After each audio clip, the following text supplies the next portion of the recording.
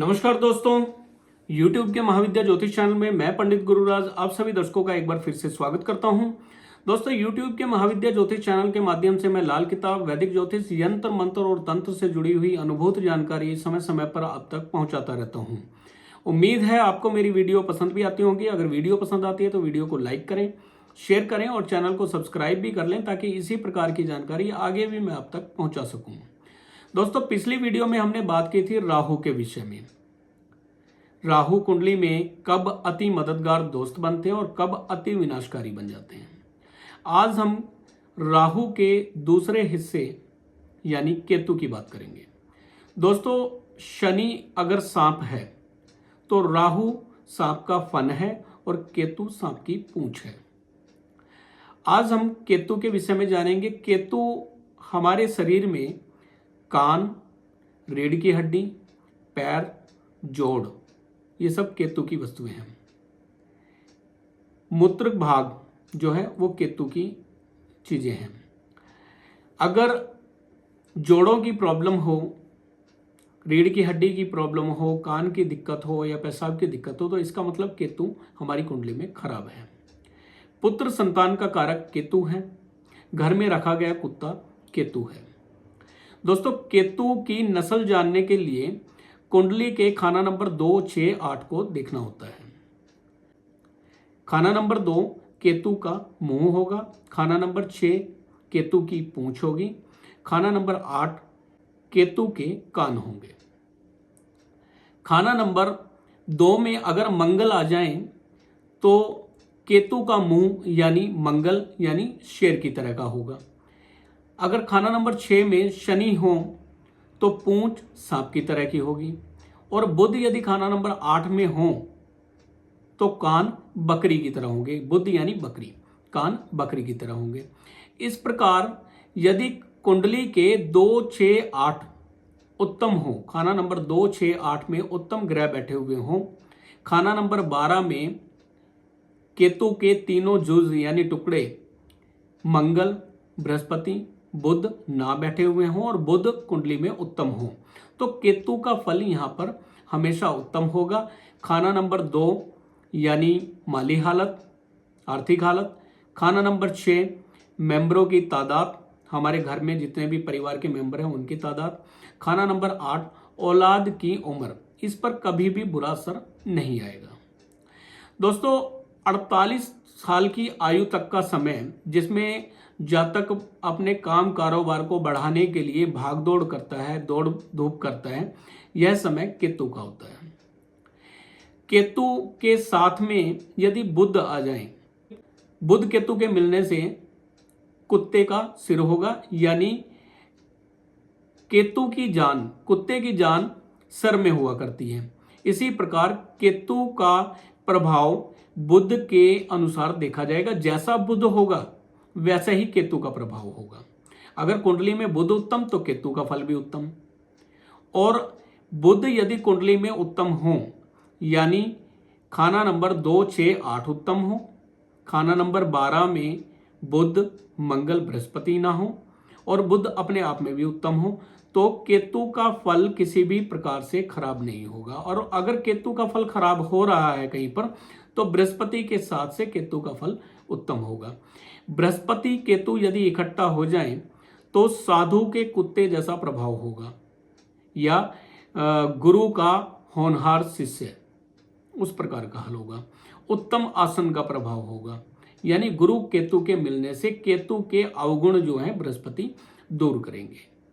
इसी प्रकार यदि केतु और मंगल इकट्ठा हो जाएं तो शेरों के बराबर का कुत्ता होगा। यदि सूर्य और केतु इकट्ठा आ जाए तो खुद भी बर्बाद और मामे के हालात भी बर्बाद होंगे, यानी मामा खानदान भी तबाह बर्बाद होगा, मामा की हालत बुरी होगी। चंद्र केतु यदि कुंडली में इकट्ठा हो जाए तो कुत्ते का पसीना, यानी दोनों का ही फल बर्बाद होगा। चंद्र यानी दूध, केतु यानी नींबू, दूध में नींबू निचोड़े जैसा हाल होगा। माता और पुत्र दोनों की सेहत खराब होगी। माता का फायदा ना पुत्र को होगा, ना पुत्र का फायदा माता को होगा। शुक्र केतु के मिलने से गाय के बछड़े जैसा प्रभाव होगा। यानी जैसे जिस प्रकार गाय को बछड़ा प्रिय होता है उसी प्रकार से शुक्र केतु का फल होगा। शुक्र केतु दोनों ही का फल उत्तम होगा। अगर कुंडली में केतु के साथ में शनि आ जाए तो शनि यानी सांप, सांप के कान नहीं हुआ करते, यानी केतु नहीं होंगे, यानी केतु का प्रभाव जो है वो शनि की चाल पर ही चलेगा। केतु का अपना कोई प्रभाव नहीं होगा, जैसे शनि होंगे वैसे ही केतु का फल होगा। तो ये तो थी केतु के बारे में कुछ जानकारी। अब केतु के बारे में मैं 14 ऐसे सूत्र लेकर आ रहा हूं जिनको मैंने कई बार कुंडलियों पर आजमा कर देखा और हमेशा सत्य साबित हुए। तो केतु के ये जो 14 सूत्र हैं इनको भी कुंडलियों पर लगाकर देखें और मुझे कमेंट कर कर बताएं कि कितने ये सूत्र सही साबित होते हैं। दोस्तों, लगन भाव में अगर केतु कभी आ जाए तो चाहे पूरी तैयारी क्यों ना हो गई हो, सफर की टिकट भी हो गया, वीजा भी आ गया, सब कुछ आ गया, लेकिन ऐन मौके पर सफर रुक जाएगा, सफर नहीं होगा। केतु यदि लगन में बैठे हों तो सूर्य को उच्च करते हैं। सूर्य चाहे कुंडली में छठे या सातवें भाव में कितना ही नीच क्यों ना बैठा हो, कितना ही नीच क्यों ना हो जाए, केतु लगन में आएंगे तो सूर्य के फल को उच्च करेंगे। केतु यदि लगन भाव में हो और पुत्र संतान पैदा हो जाए तो पिता को तारने वाली संतान होगी। ऐसे बेटे के पैदा होने के बाद पिता दिन दुगनी रात चौगुनी तरक्की करेगा, पिता के भाग्य को बढ़ाने वाला होगा। लगन भाव में अगर केतु बैठे हुए हों तो केतु का फल चाहे कितना भी खराब क्यों ना हो जाए, बृहस्पति का फल उत्तम ही होगा, बृहस्पति का फल बढ़िया होगा। केतु लगन में हो तो साधु संतों की सेवा करने से पिता की मंदी हालत में लाभ मिलेगा, फायदा होगा, पिता के भाग्य की तरक्की होगी अगर बेटा साधु संतों की सेवा करता है। केतु अगर लगन में है और जातक खुद भी साधु संतों की सेवा करे तो उत्तम प्रभाव का होगा। बृहस्पति के साथ से केतु का फल उत्तम हो जाया करता है। केतु यदि लगन भाव में हो और मंगल 12वें भाव में हो तो केतु का लगन में किसी भी प्रकार का बुरा फल नहीं मिलेगा। केतु अगर लगन भाव में हो तो जातक का जन्म अपने जद्दी घर घाट से दूर किसी मुसाफिर खाने में या परदेश में या नानके के घर में होगा, यानी नानका परिवार में होगा। और जहां पर भी जन्म होगा ऐसे जातक का वहां पर तूफान होगा, उनके हालात मंदे होंगे लेकिन पिता के भाग्य को बढ़ाता होगा। केतु यदि लगन भाव में हो और छठे सातवें भाव में सूर्य बैठे हुए हों तो सुबह के समय या शाम के समय गुड़ का दान करना, गुड़ दान करना, तांबे का पैसा दान करना, किसी को देना बहुत ही बुरे परिणाम का होगा, जहर का सबूत देगा। केतु लगन भाव में बैठे हैं, सूर्य अगर सातवें भाव में बैठ जाएं या छठे भाव में बैठ जाएं तो सुबह के या शाम के समय गुड़ का या तांबे के पैसे का दान बिल्कुल नहीं करना चाहिए। यदि केतु का फल खराब हो जाए तो शनि के साथ से, शनि के उपाय से केतु का फल उत्तम हो जाएगा, नहीं तो केतु बर्बाद करने वाले होंगे। शनि के उपाय करके आप केतु के प्रभाव को सही कर सकते हैं। शनि के उपाय में तेल का दान करना, उड़द का दान करना आदि उत्तम उपाय होंगे। यदि केतु लगन में हो और सातवां भाव खाली हो, सातवां भाव खाली का मतलब है अगर वहां पे राहु है और राहु के अलावा कोई ग्रह नहीं है और खाना नंबर 2 भी खाली है, खाना नंबर 7 भी खाली है, खाली से मतलब वहां पे सिर्फ राहु है, तो बुध शुक्र का फल मंदा होगा, बुध और शुक्र दोनों का ही प्रभाव जो है खराब होगा।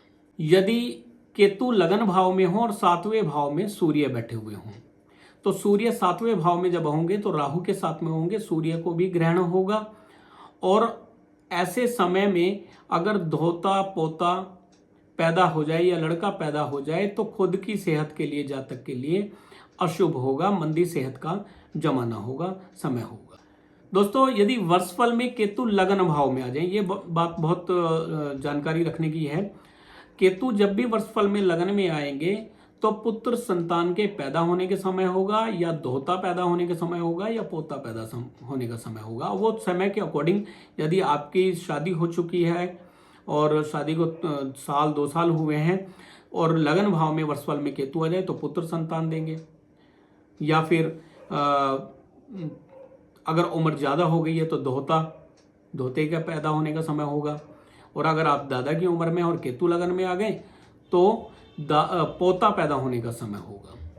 यानी केतु लगन में हो तो परिवार में पुत्र पैदा होने का समय होगा।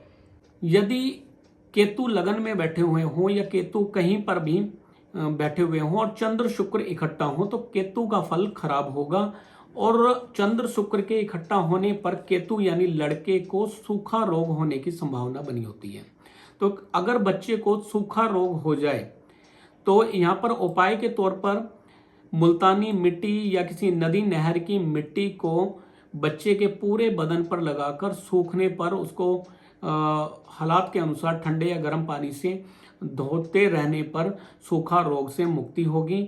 और इसको 40-43 दिन तक लगातार करना चाहिए। अगर सूखा रोग है और इलाज करने पर किसी भी प्रकार का लाभ नहीं मिल रहा है, चंद्र शुक्र अगर कुंडली में इकट्ठा है, तो बच्चे को जो मुल्तानी मिट्टी हुआ करती है उसका लेप अगर बच्चे के शरीर पर लगाया जाए डेली 40-43 दिन और गर्म या ठंडे पानी से नहलाया जाए तो बच्चे के सूखे रोग में लाभ मिलेगा। उत्तम उपाय है ये।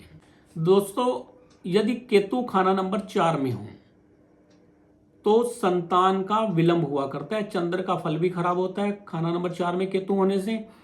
लेकिन केतु खाना नंबर 4 में होंगे तो 34 साल तक संतान नहीं होगी। 34 के बाद ही संतान पैदा होगी। संतान में विलंब होगा केतु के खाना नंबर 4 में होने से। यदि जन्म कुंडली में मंगल खाना नंबर 6 में बैठ जाए तो केतु का फल खराब होगा। यानी पुत्र की सेहत खराब रह सकती है, बेटे की सेहत खराब रहे, बेटा देर से पैदा हो। मंगल 6ठे भाव में केतु के फल को खराब करेंगे। कान की तकलीफ हो सकती है, जोड़ों की तकलीफ हो सकती है, पैरों की तकलीफ हो सकती है। सूरज और बृहस्पति जब दुश्मन ग्रहों से खुद ही पीड़ित हों तो केतु का फल खराब होगा। केतु के फल खराब होने से संतान का विलंब, जोड़ों की, कान की, रीढ़ की हड्डी की तकलीफें रहेंगी, पेशाब की तकलीफें रह सकती हैं। तो दोस्तों, ये कुछ सूत्र थे। ये 14 सूत्र मैंने आपके लिए लेकर आया। आप इन सूत्रों को कुंडली में लगाकर देखें और बताइए कि ये सूत्र कितना सही साबित होते हैं। दोस्तों, यदि आप अपनी जन्म कुंडली दिखाना चाहते हैं तो स्क्रीन पर दिए गए नंबर पर कॉन्टैक्ट कर सकते हैं।